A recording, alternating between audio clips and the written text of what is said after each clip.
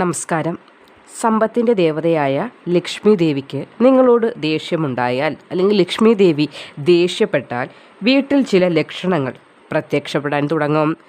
ഈ ലക്ഷണങ്ങൾ കാണുന്ന വീട്ടിൽ സാമ്പത്തിക പ്രശ്നങ്ങൾ ഗണ്യമായി തന്നെ വർദ്ധിക്കുന്നതാണ്.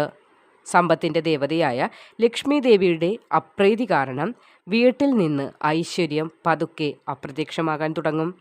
വാസ്തുശാസ്ത്രമനുസരിച്ച് വീട്ടിൽ തുളസിച്ചെടി പെട്ടെന്നുണങ്ങിപ്പോയാൽ അതൊരു സൂചനയായിട്ട് തന്നെ നിങ്ങൾക്ക് കണക്കാക്കാം. കാരണം ലക്ഷ്മി ദേവിയുടെ കോപം വന്നിരിക്കുന്നു ആ ഗൃഹത്തിലേക്ക് എന്നതാണ് തുളസിച്ചെടി പെട്ടെന്ന് ഉണങ്ങുന്നത് കൊണ്ട് സൂചിപ്പിക്കുന്നത്. ഒരു കാരണവുമില്ലാതെ തുളസിച്ചെടി ഉണങ്ങുകയാണെങ്കിൽ ഇനി നിങ്ങളിത് മനസ്സിലാക്കേണ്ടത് വളരെ അത്യാവശ്യമാണ്.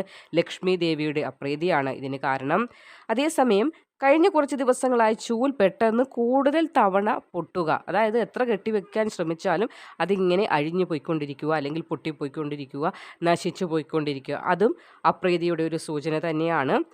അതുപോലെ തന്നെ അടുക്കളയിൽ ആവർത്തിച്ച് പാലൊഴുകുന്ന, അതായത് പാൽ പാത്രത്തിലേക്ക് വെച്ചാൽ അത് താഴെ വീണ്ടും പോവുകയോ അല്ലെ എങ്ങനെയെങ്കിലും പാലിന് കേടുപാടുകൾ സംഭവിക്കുക, പാല് നശിക്കുക, ഉപയോഗശൂന്യമായി പോകുക, ഇതൊക്കെയും അത്ര ശുഭകരമായി കാണാവുന്നതല്ല. ഇതും ലക്ഷ്മി ദേവിയുടെ അപ്രീതിയുടെ സൂചനയാണ്.